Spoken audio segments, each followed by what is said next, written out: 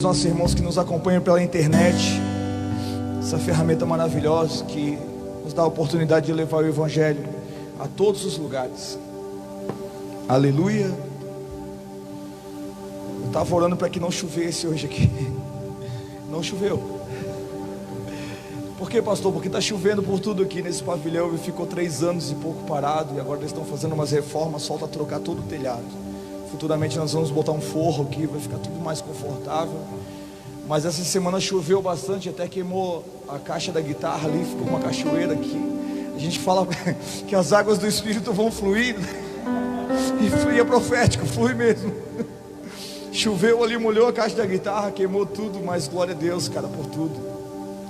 Você pode glorificar a Deus por tudo. Amém? Porque não faz sentido eu dizer, cara, isso aqui é a vontade de Deus. Deus não cabe aqui dentro, irmão. Ele é muito grandão. Isso aqui é apenas uma partícula daquilo que Deus quer fazer no Rio Grande do Sul. Amém? Você limitar Deus a essas 4 paredes é muito pouco. A menor visão de Deus é uma cidade.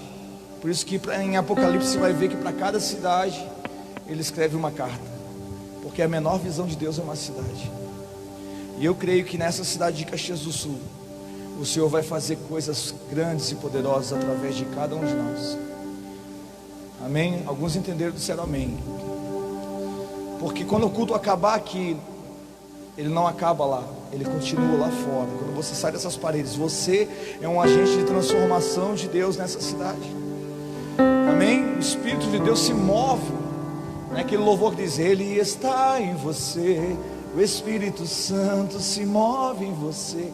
Deus se move através de você. Amém? Quem achou o Salmo 37? Faz alguns dias que o Senhor vem falando comigo a respeito dessa palavra, e eu gostaria de compartilhar com você. Salmo capítulo 37, versículo 3. Diz assim: confia no Senhor e faze o bem. Habita na terra e vive tranquilo. Deleita-te no Senhor e Ele concederá os desejos do teu coração. Diz assim, ó, deleita-te no Senhor. Diga para o teu irmão aí, deleita-te no Senhor e Ele concederá o desejo do teu coração.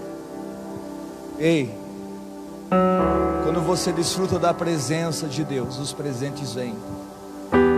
O problema é que a igreja aprendeu a vir buscar os presentes ao invés de buscar a presença. Aleluia. Quando você vem buscar a presença, os presentes chegam para você. Você crê nisso, irmão? Você crê? Aleluia. Por isso que quando eu digo que a adoração, ela é muito mais poderosa do que a oração. Por quê? Porque quando você ora, você pede. Quando você adora, você dá. E Jesus disse que a melhor coisa é dar do que... Quando a gente ora, a gente vai com uma lista de pedido para Deus, é ou não é? Senhor, eu quero que tu faça isso, eu quero que tu faça aquilo. Aí quando Ele chega, aí você diz, não Deus, esquece tudo que eu falei, eu sou um pecador, eu não sou merecedor de nada. E a gente começa a chorar, e o Espírito Santo começa a nos constranger. Aí você não quer mais nada, você só quer desfrutar da presença dEle. Já era, você não pede mais nada. Por isso que a adoração, ela é uma arma poderosa nesses dias. Escute o que eu vou falar para você. Esses dias você não precisa ser apóstolo, bispo, semideus. Joga tudo no lixo, essas carteirinhas aí. Seja apenas um adorador. Porque Deus não procura pastor, pregador, missionário. Ele não procura títulos, Ele procura filhos, aleluia, que o adorem em espírito e em verdade. Cara, se Ele encontrar um adorador, já era. Amém? Tem gente que vai ter que jogar o título fora para voltar a adorar. Porque a adoração dele era o lugar que ele chegou. Agora parece que não faz mais sentido. Cheguei até aqui, tenho um título, mas eu não tenho mais a presença. Rasga o título e volta para a presença. Porque se você precisa de um título para você saber quem você é, porque você não sabe quem você é. Quando você sabe quem você é no Senhor, o que te move é a presença de Deus. Tome seu assento, fique à vontade. Quero agradecer a presença dos irmãos de Bento Gonçalves aí. Dá um oi aí, pessoal de Bento aí. Aleluia. Pastor Evandro, meu amigo querido, um filhão. Tem o Elvis aqui também com uma galera, amém? Alguns irmãos de Farroupilha. Sintam-se na casa do Pai, na casa do Senhor, amém? Fica à vontade nessa noite, deixa o Espírito Santo te pegar. Davi escreve algo muito interessante, ele diz: deleita-te no Senhor, e Ele concederá o desejo do teu coração.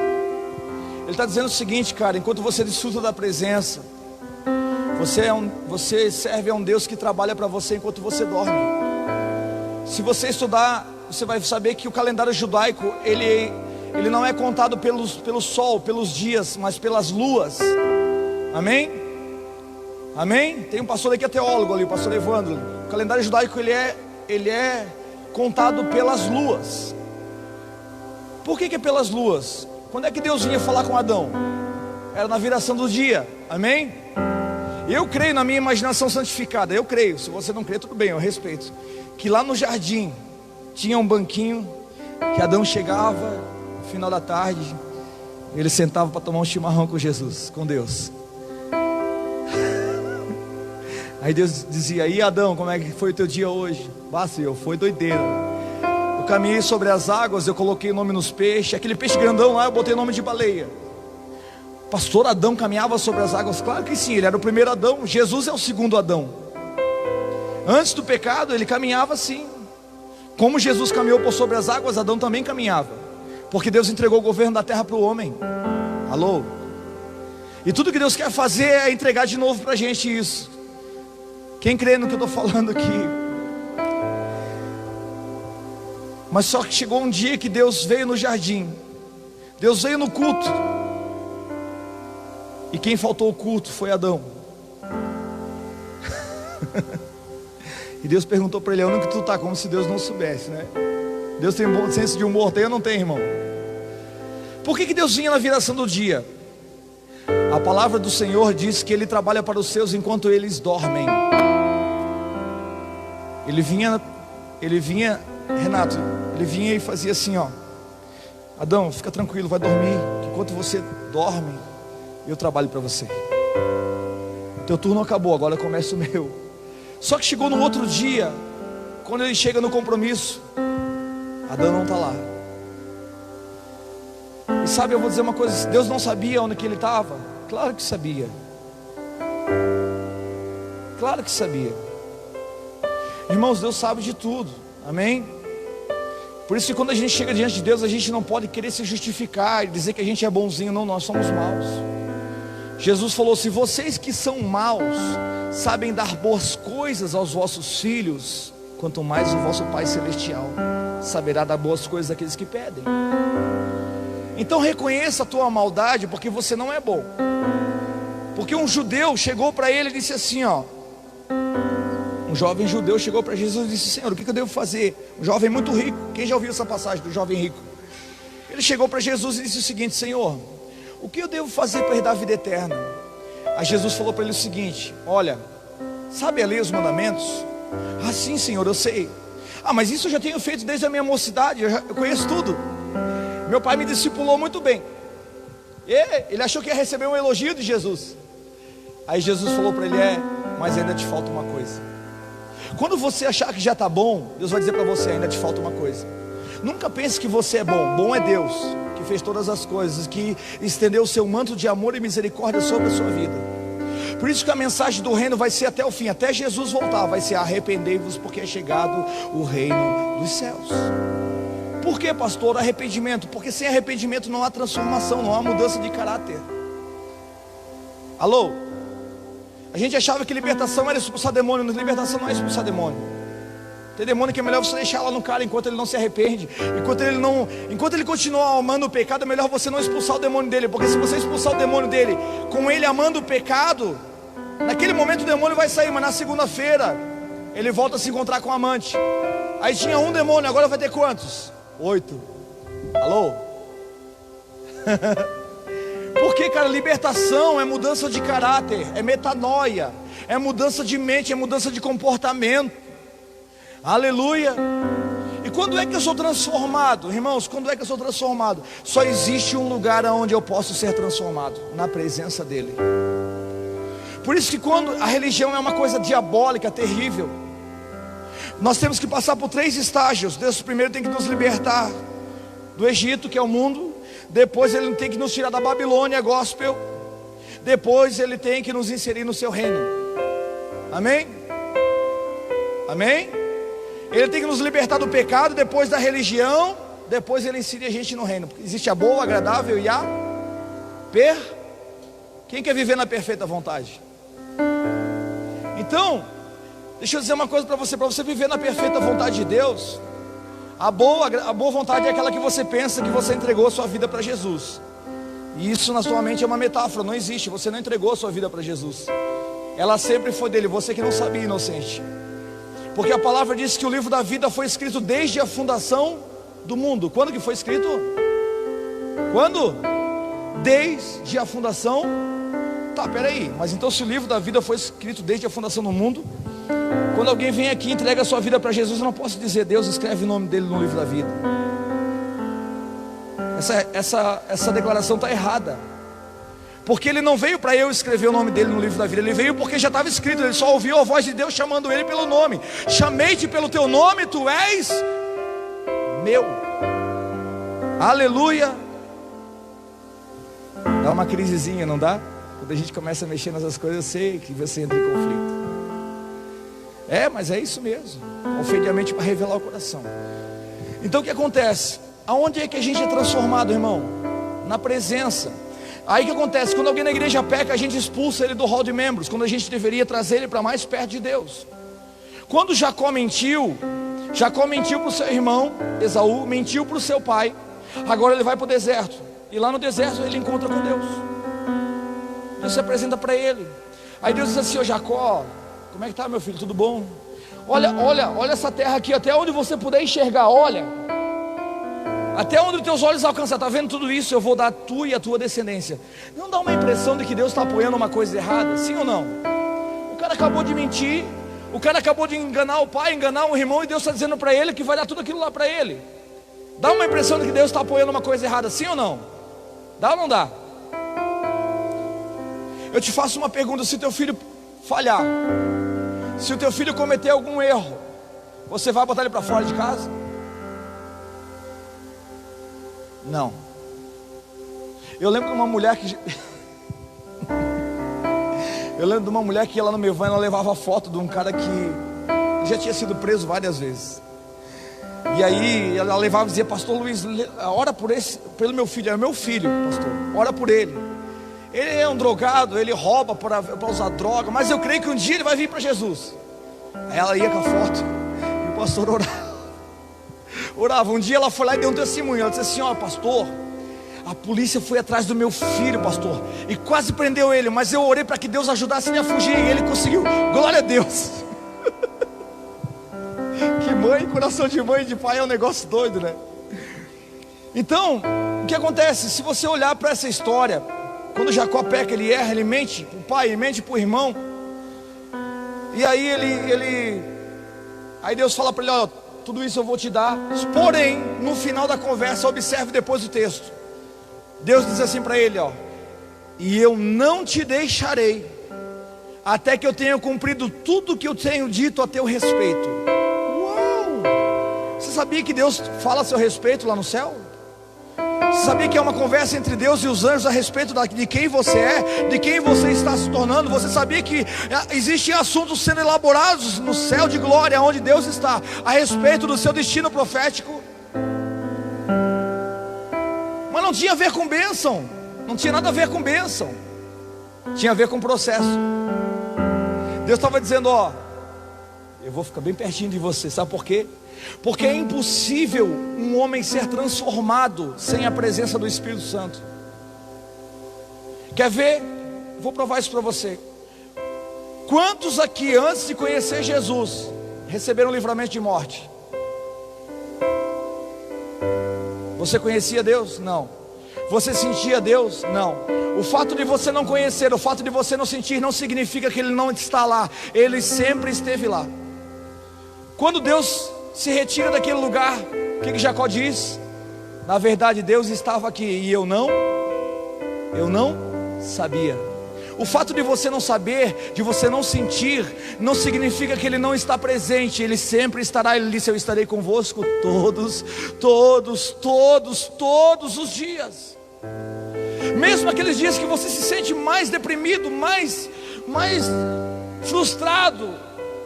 No Salmo 46 a Bíblia diz que Deus é nosso refúgio e fortaleza, socorro bem presente na tribulação. Está atribulado? Fica tranquilo, Ele vai chegar. É nesses momentos que Deus é mais presente na sua vida. No meio da tribulação é que Ele se apresenta. E quando Davi escreve esse salmo, ele está dizendo o seguinte: deleita-te no Senhor. O que é se deleitar no Senhor? É desfrutar da presença dEle. Sabe, às vezes nós temos consciência de que Deus é conosco, mas a gente não desfruta.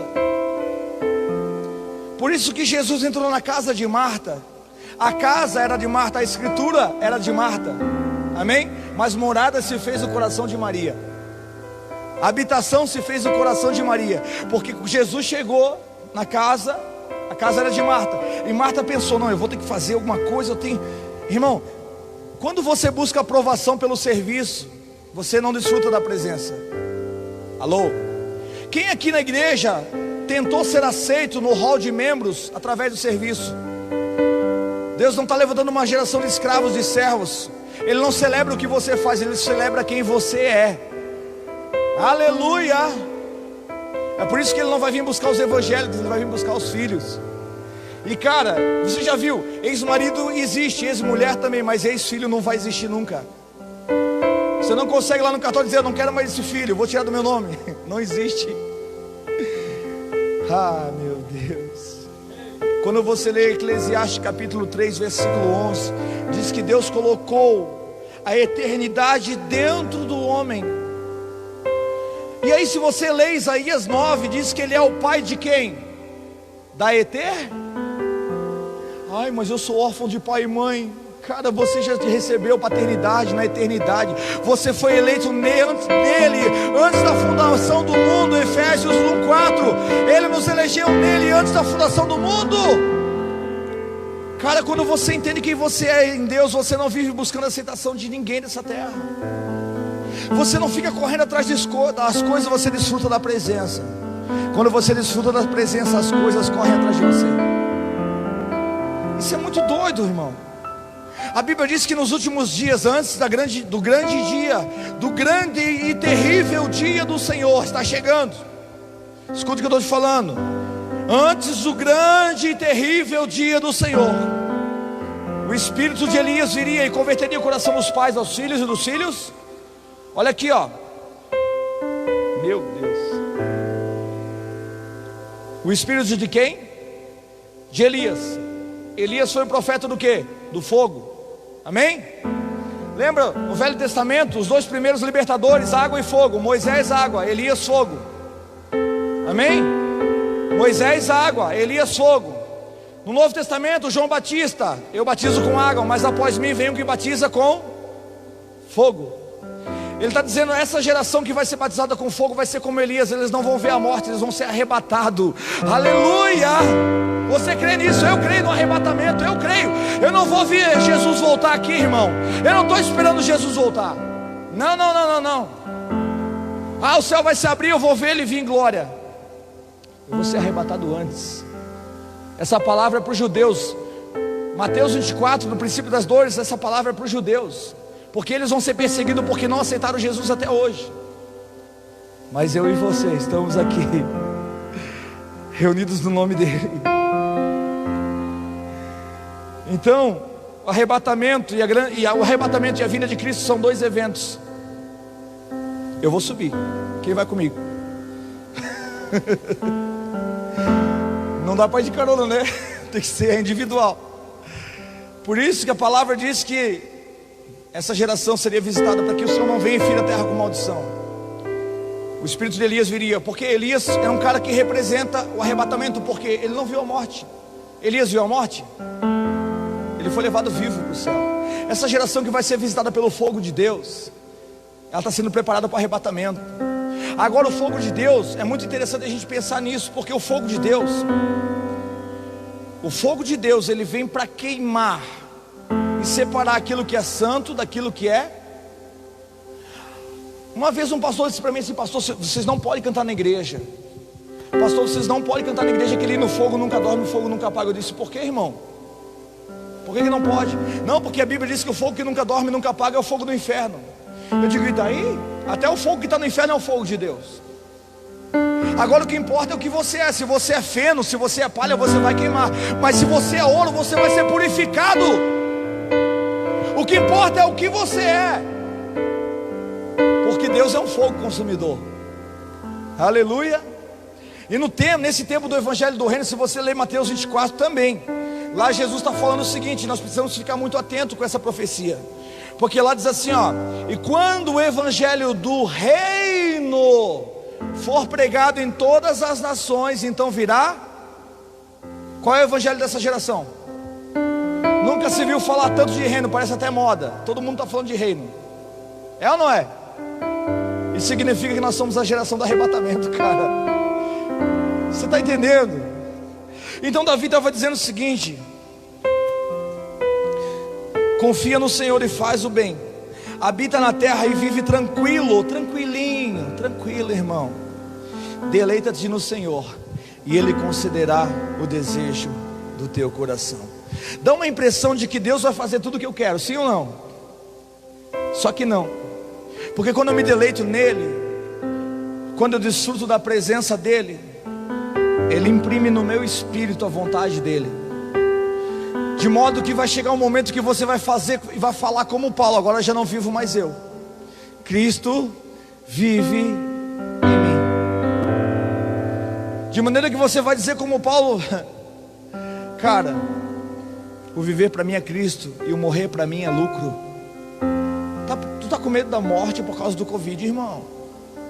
Não, você não está, porque você está aqui. Se você tivesse, você não teria vindo no culto, né? A chave da morte não está na mão de Satanás, querido. Fica tranquilo, ainda está na mão de Jesus. Aleluia.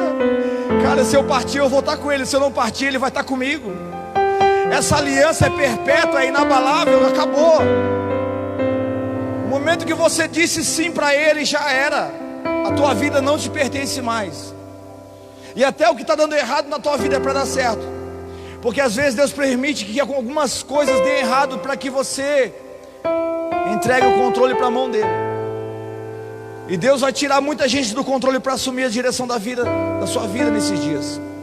Algumas coisas vão perder controle, vão sair do seu controle. Você não vai conseguir mais dominar, porque Jesus não pode ser só o teu Salvador, Ele tem que ser o seu Senhor.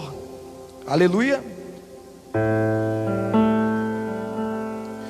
Davi deixou bem claro para todos nós uma coisa: ele desfrutou da graça no tempo da lei.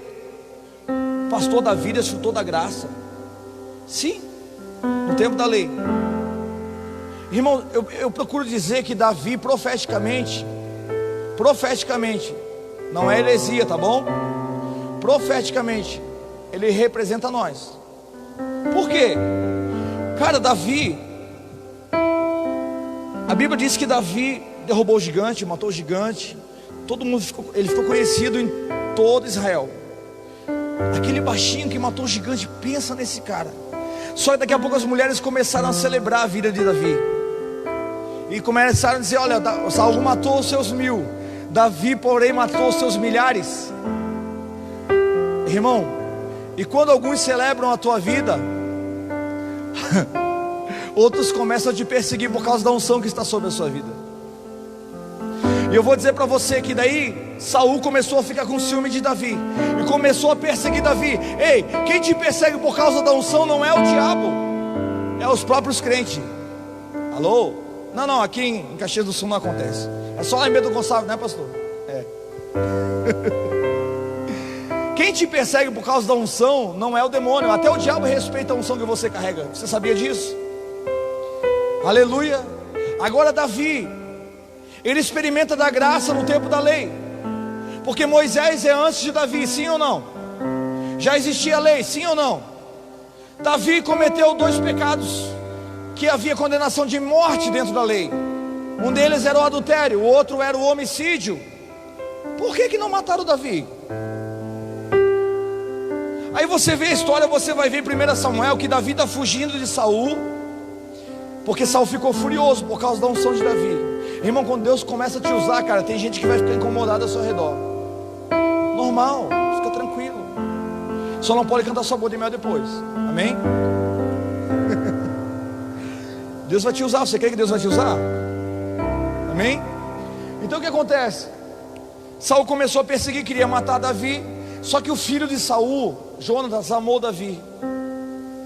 A Bíblia diz que Jonatas amou Davi. E eu acredito que aquele amor que Deus colocou no coração de Jonatas. Aí antes de Davi fugir de Saul, Jonatas faz uma aliança com ele. Deus é um Deus de aliança, amém?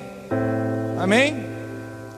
Eu acho interessante que daí Jonatas diz: olha Davi, meu pai ele quer te matar. Você vai ter que fugir, cara.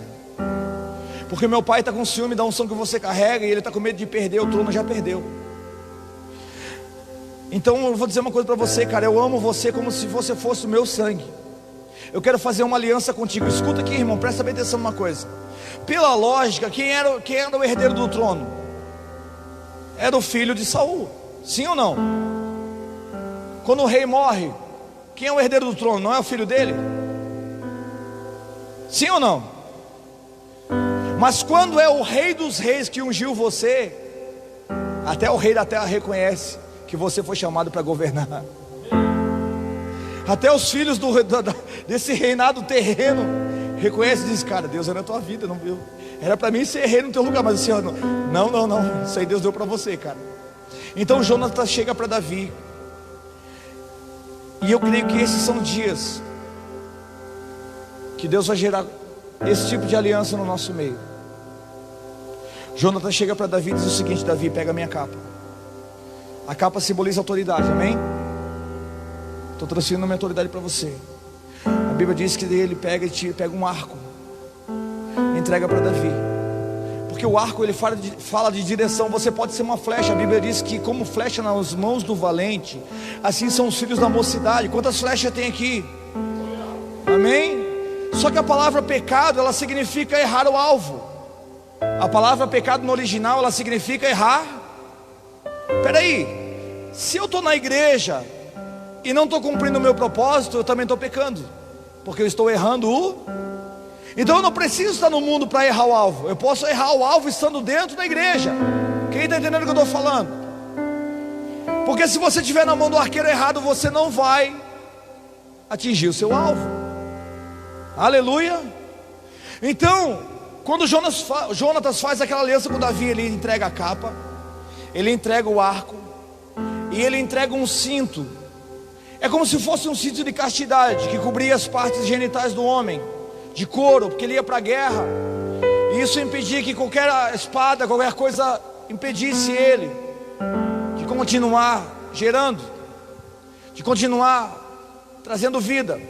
Porque se cortasse as partes íntimas, ele não ia poder mais dar continuidade à sua descendência. Amém?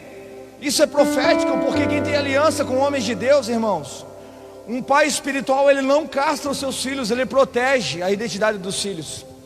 Alô? Amém? A religião, ela procura castrar os filhos. Por isso que dá racha nas igrejas, por isso que as igrejas se dividem, porque o evangelista, ele é aquele cara que faz o barulho, faz o movimento, ele reúne gente. E o pastor fica até feliz quando ele traz gente para a igreja. Só que quando ele começa a ter muita gente ouvindo ele, o pastor começa a ficar com medo. Vai, esse cara aí tem muita gente ouvindo ele, daqui a pouco ele vai dividir a igreja. Isso é falta de identidade, sabe por quê? Porque todo evangelista, ele também é um pastor. Toda pessoa que você gera no Espírito, toda pessoa que você ganha para Jesus, amém? É um filho espiritual seu, cara. Por isso que Jesus falou em João capítulo 15, versículo 16, ele diz assim, ó: não foi vocês que me escolheram, foi eu que escolhi vocês, e vos nomeei para que vocês vão e dê fruto, e o vosso fruto permaneça. O fruto permanecer é trabalho seu, não é meu. Viu, pastor? Os teus filhos cuidam de você, os meus já dão trabalho. Então o pastor, ele deveria entender isso, que todo evangelista também é um pastor. E que aqueles filhos que aquele evangelista ganhou, eles não vão ouvir a voz do pastor do evangelista. Porque quando eles precisarem abrir o coração e expor a intimidade deles, eles só vão fazer isso com quem ganhou eles para Jesus, porque tem intimidade, porque tem proximidade, porque foram gerados no Espírito como filhos espirituais. Quem está entendendo o que eu estou falando aqui? Então o pastor, em vez de dizer, cara, esse pessoal que você está cuidando, cuida você. Eu reconheço que você também é um pastor, agora cuida desse povo, ministra no coração deles. Se você tiver alguma dúvida com relação à paternidade, a alguma situação, me procura, eu vou ministrar no teu coração. E você cuida dos teus filhos, eu cuido de você. Isso é paternidade, isso é você dar destino para gerações. E eu acredito que Deus está levantando uma igreja que vai entender isso, aleluia. E não vai castrar mais a paternidade e nem a produtividade de nenhum filho geracional nesse tempo, aleluia. Deus está nos levando para um tempo de maturidade, irmãos, espiritual, que a gente aqui não vai ter mais lugar para ciúme na igreja. Se Deus usar o teu irmão, você vai celebrar a vida dele e não vai perseguir ele por causa da unção que ele carrega, cara. Aleluia. Deus trouxe ao nosso coração algo muito interessante. Eu confesso para vocês, irmãos, que eu resisti muito.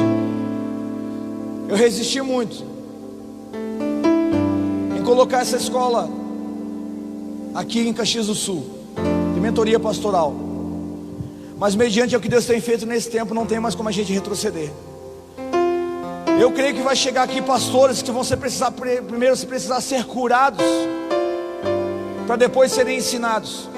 E eu acredito que vai chegar pastores aqui, aqueles pastores cru, que chegaram agora, que não sabem nem como cuidar de ninguém. E esse a gente vai ter que botar de um lado para ensinar, habilitar a espada dele, afiar a espada dele e dar direção para ele. Mas o outro que chegou todo arrebentado porque teve um cara que não foi pai espiritual, que ao invés de circuncidar e marcar ele, castrou ele. Esse cara vai precisar ser curado primeiro. Porque, irmão, o ferido fere, o curado cura. Aleluia. E coisa mais terrível é uma pessoa ferida com o microfone na mão. Ela fica vomitando a alma, ela usa o púlpito para ofender as pessoas, para ficar jogando indireta. Cara, o púlpito não é lugar de vomitar a alma, irmão. Aqui é um lugar de Deus se manifestar através da sua palavra em espírito. É um lugar de libertação e não um cativeiro espiritual. Por isso Deus está desabilitando alguns líderes e algumas igrejas. Por isso que Deus está fechando assim. E eu estou orando para que feche mesmo. Porque vai ter gente que vai ter que ficar sem o microfone para saber que não tem um ministério. Porque o ministério dele é o microfone. Ele sabe ser bonitinho, falar bonitinho aqui em cima, mas lá embaixo ele não consegue abraçar um morador de rua. Ele não consegue orar por uma prostituta. Ele não consegue levar Cristo até as pessoas fora do templo. Glória a Deus! Se você não glorifica, glorifico eu. Eu não preciso da tua fé, cara, para me alegrar no Senhor. Eu me alegro sozinho nele. Aleluia. Eu vou dizer para você, esses são os dias em que Deus está desabilitando aquilo que não foi Ele que levantou, mas Ele está levantando uma geração de filhos que não tem aparência, irmão. Ei, Lucas capítulo 17, versículo 21, Jesus diz assim, ó, não vos enganeis quando alguém disser, o reino de Deus está nessa igreja, está naquela, é mentira, não acreditem, porque o reino de Deus está dentro de vocês. Aleluia. Eu quero me mover nessa terra através dos meus filhos. Ei, então o reino de Deus vai ser estabelecido. Vai ser estabelecido através dos filhos. Pode jogar as placas tudo no lixo. Pode jogar as carteirinhas no lixo. Porque agora só quem vai manifestar a presença do Pai são os filhos. Sério, pastor? Sério? Filipe disse para Jesus, Senhor, mostra-nos o Pai. Mostra-nos, nós queremos ver o Pai. Jesus falou que tu tá fora da casinha. Felipe, eu tenho estado com vocês todo esse tempo. Vocês não têm visto o Pai através de mim? Todo morto que atravessa o meu caminho é ressuscitado. Todo enfermo que passa por mim é curado. Todo pecador arrependido que chega perto de mim é transformado. Quem me vê, vê A Bíblia diz que Ele é a imagem perfeita do Deus invisível. Sabe que a imagem perfeita é você representar Deus na terra através das suas atitudes e não das suas palavras. Não é tempo de você falar de Jesus, é tempo de você fazer o que Jesus faria. Porque a expressão do amor aqui está faltando na igreja. A igreja ela não perece por falta de dinheiro, ela não perece por falta de conhecimento, ela perece por falta de amor. E Jesus disse que nos últimos dias, por se aumentar o pecado, o amor de quase, ainda bem que não é todos, de quase todos, ia se esfriar. Mas aqui tem fogo nessa noite, irmão. Eu sinto a presença do Abba aqui aquecendo o nosso coração.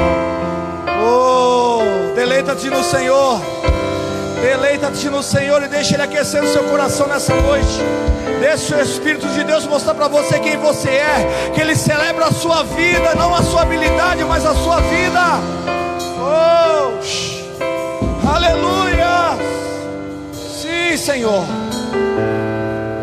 Meu Deus, nós vamos até meia-noite hoje aqui, Jesus. Glória a Deus. Por que Davi desfrutou da graça? E eu vou dizer para você por quê. Porque quando ele ia para o campo, ele levava uma harpinha. E quando ele cuidava das ovelhas, enquanto as ovelhas estavam ali, ele ficava chapando, adorando ao Senhor. Sabe aquele louvor que diz assim, ó: céus e terra se encontram, alinhando o seu plano, o universo estremece, o leão rugiu no trono. Céus e terra se encontram, alinhando o seu plano, o universo estremece, o leão rugiu no trono.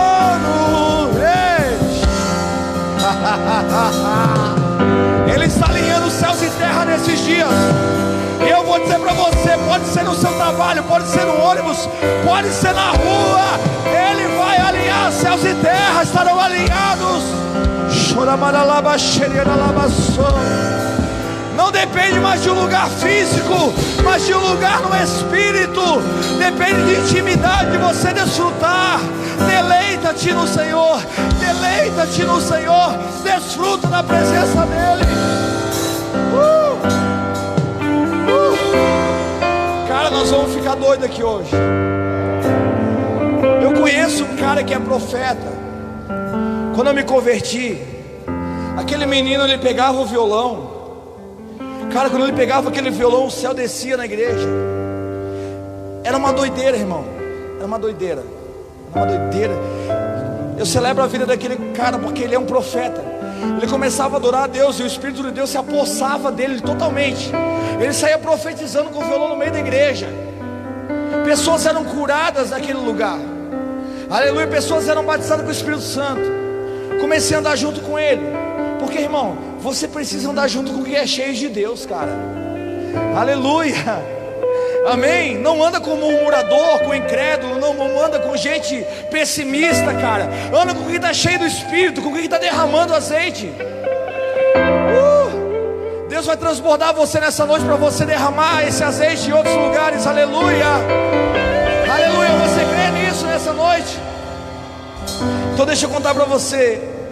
Aí um dia eu e ele, a gente estava na madrugada orando. E a gente era dois solteirão, né? Nós estávamos cheios da presença de Deus. Não estava procurando mulher na igreja, não ia na igreja para encontrar uma namoradinha, não. Nós estávamos querendo Deus, cara. Deus. Se viesse seria a bênção. Porque a bênção do Senhor é aquela que enriquece, não acrescenta dores, amém? Amém? Se está acrescentando dores, meu Deus, reveja. Foi escolha sua.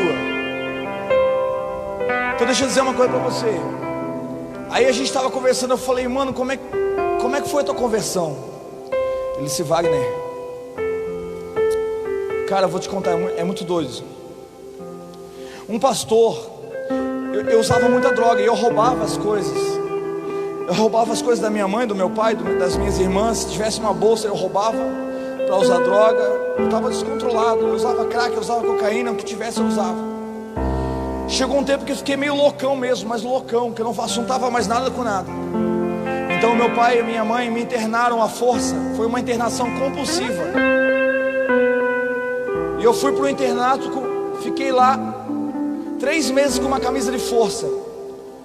dopado de remédio. E nesse mesmo tempo que eu estava lá, um pastor de uma igreja renomada lá em Itajaí caiu em adultério com uma menina de 16 anos da igreja. Traiu a esposa com uma menina de 16 anos. E quando isso aconteceu e a verdade veio à tona, então o pastor, ele foi tentar se matar, ele foi se suicidar.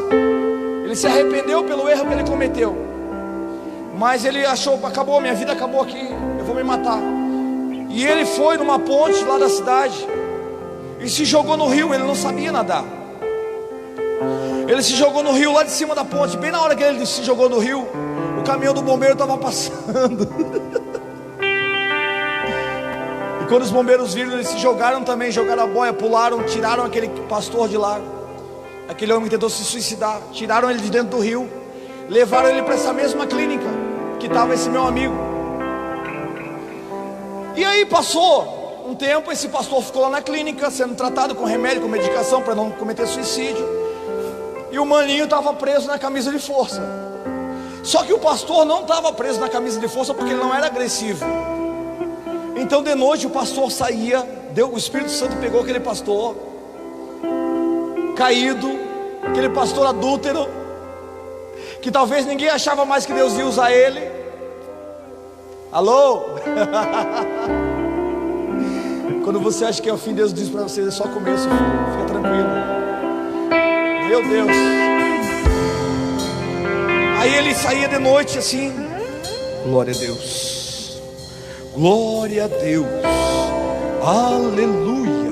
O sangue de Jesus tem poder. Ele passava nos corredores orando pelos quartos. Quando ele passava no quarto daquele meu amigo que estava com a camisa de força, dizendo: o sangue de Jesus, aquele cara se tremia tudo e sentia um fogo. E assim foi algumas semanas, até que o pastor teve coragem e entrou no quarto dele.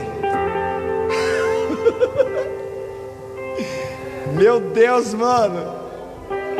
O cara estava com camisa de força, mas ele foi liberto.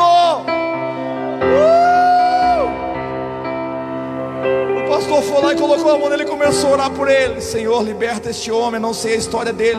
Manifestou o demônio naquele cara. As correntes foram quebradas, as algemas foram arrebentadas. Quando os dois saíram do hospício, eles voltaram a uma igreja e ganharam milhares de almas para Jesus. Aleluia!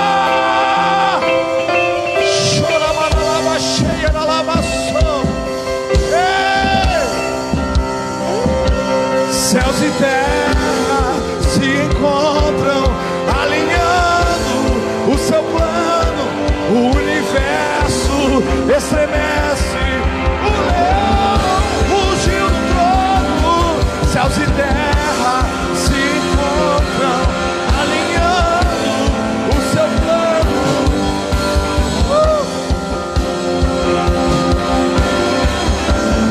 Adore ao Senhor nessa noite, seja livre. Seja livre nessa noite. Não deixa que nada te prenda na culpa, no medo.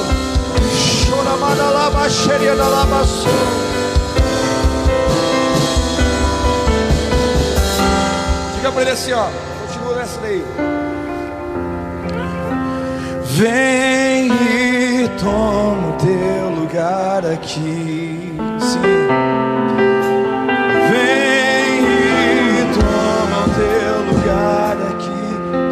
Espírito Santo, vem e toma o teu lugar aqui.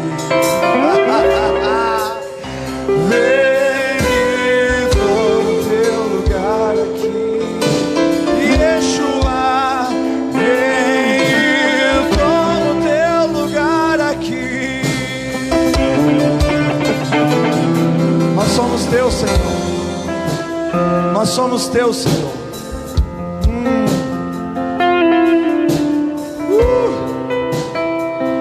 Por que, pastor, que Davi desfrutava da graça? Cara, pensa, Davi, ele estava fugindo de Saul. Aí nessa fuga de Saul, ele vai lá para a casa do sacerdote. Ele vai para a casa do sacerdote. O sacerdote diz assim: Davi, o que foi, Davi? O que aconteceu? Não, eu estou fugindo de Saul, tem uns homens aí comigo também. A gente está com fome, cara. A gente está com fome. Faz tempo que a gente está fugindo de Saul e nós estamos com fome. Aí o sacerdote pensa: será que eu cumpro? Meu Deus, que pecado é maior? É jogar os pão da ceia fora ou deixar esses homens com fome? O que é mais pecado, irmão, hein? Hein? Ele pensou, cara, se eu der os pães para ele, eu vou quebrar a tradição da lei. Mas se eu não der, Deus vai me julgar porque teve um faminto aqui. O que é mais importante, irmãos? Quando alguém bate na tua porta, não, a igreja tem uma obra social, faça você. Se alguém bater na tua porta com fome, irmão, não transfere a responsabilidade para outro. Alô? A responsabilidade é sua. Toda vez que Deus mostra uma necessidade, Ele quer ver a sua reação, Ele quer ver se você entendeu. Aí eu te pergunto, cara, a lei dizia que se qualquer outra pessoa pegasse os pães da propiciação e comesse, que não fosse o sacerdote, Deus matava. Irmãos, é sério, quando o sacerdote entrava no tabernáculo, ele entrava amarrado com uma corda, e na sua vestimenta havia sinetas. Por quê? Porque se o sacerdote entrasse lá dentro com alguma falha, Deus fulminava ele, Deus matava ele lá. Quem está entendendo o que eu estou falando? Então o pessoal ficava do lado de fora e o sacerdote entrava. Enquanto o sacerdote se movia e as sinetinhas faziam barulho, estava todo mundo tranquilo. Ó, se tem barulho é porque ele está vivo. Alô? Se tem barulho é porque você está vivo aqui. Se tem barulho é porque você ainda está vivo. Se tem barulho é porque tem vida. Se tem barulho é porque não é o fim ainda. Aleluia! Dá glória para Ele nessa noite.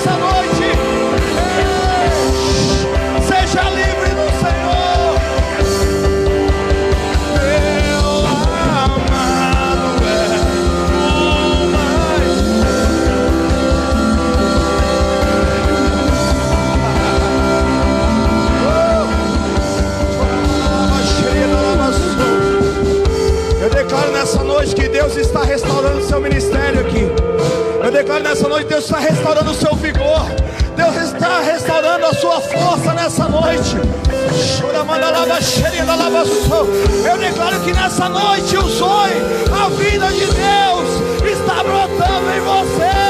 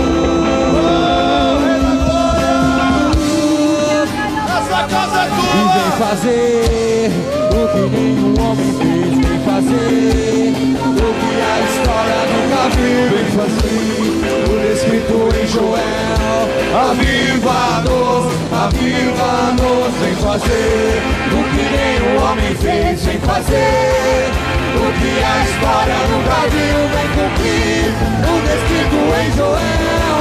Aviva-nos.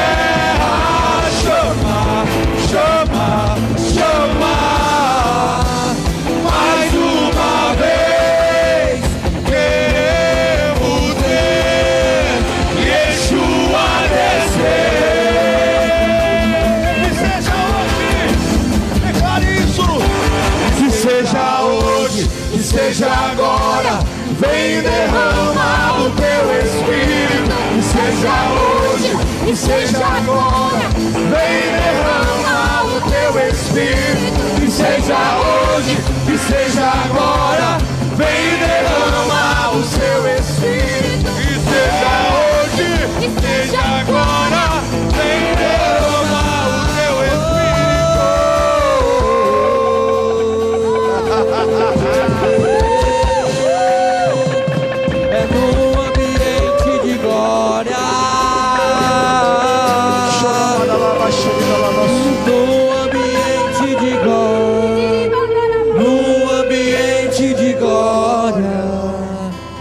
Anjos e homens exaltam o Rei da Glória, num ambiente de glória, num ambiente de glória. Anjos e homens exaltam o Rei da Glória, num ambiente de glória, num ambiente de glória. Anjos e homens exaltam,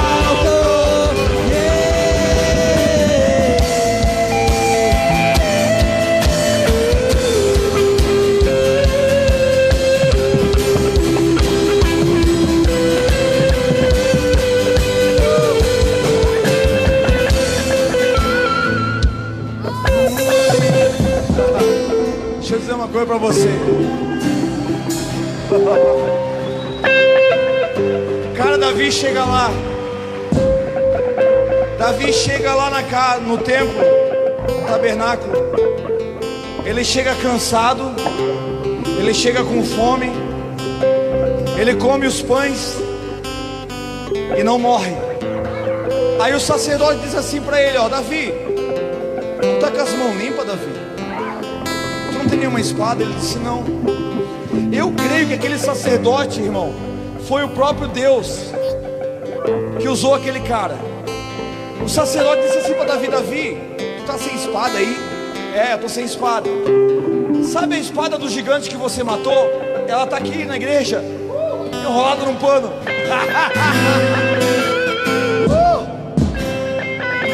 Sabe o que Deus estava fazendo? Deus estava dizendo para Davi o seguinte: cara, essa aqui foi uma vitória que eu te dei. Essa espada faz você lembrar um tempo em que eu te honrei. Eu vou continuar te honrando, fica tranquilo. Talvez você chegou aqui nessa noite cansado, com fome, mas Deus quer fazer você lembrar das vitórias que você já teve nele.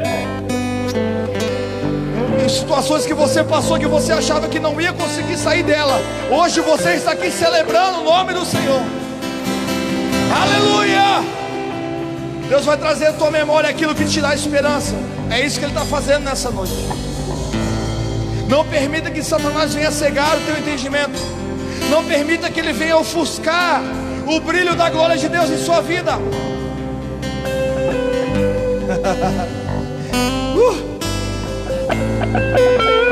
Já vamos terminar. Segura mais um pouquinho aí.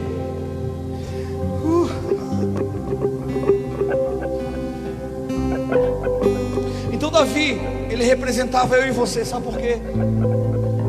Porque no tempo da lei, ele desfrutou da misericórdia. No tempo da lei, ele desfrutou da graça. Por quê? Porque a palavra diz que a unção despedaça todo jugo. Eu não sei quanto jugo a religião colocou na tua vida, dizendo que você não pode, que você agora acabou para você, que agora acabou a tua vida pelas circunstâncias das coisas que aconteceram. Eu quero te dizer que nessa noite tem uma unção de Deus para te libertar desse jugo infernal e fazer você voar na presença do Rei. Anjos e homens exaltam o Rei da glória no ambiente de glória, no ambiente de glória. Anjos e homens exaltam o Rei da glória, aquele que era, aquele que é e que há de vir.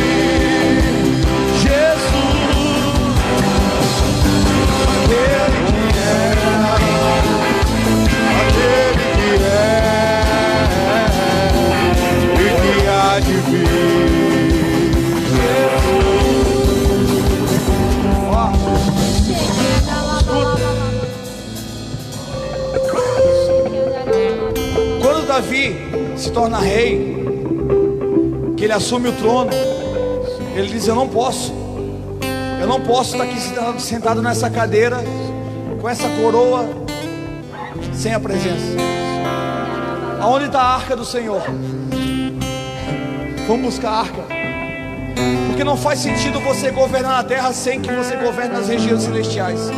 A palavra diz que Cristo nos assentou com Ele nas regiões celestiais, por isso que Ele é Rei dos reis e Senhor dos senhores. Agora Davi ele representa Cristo nesse momento, sabe por quê? Ele traz a arca da aliança de volta para Israel, para Jerusalém. Quando a arca chega, ele não coloca a arca no templo, ele coloca numa tenda. Aonde que ele coloca? Aonde?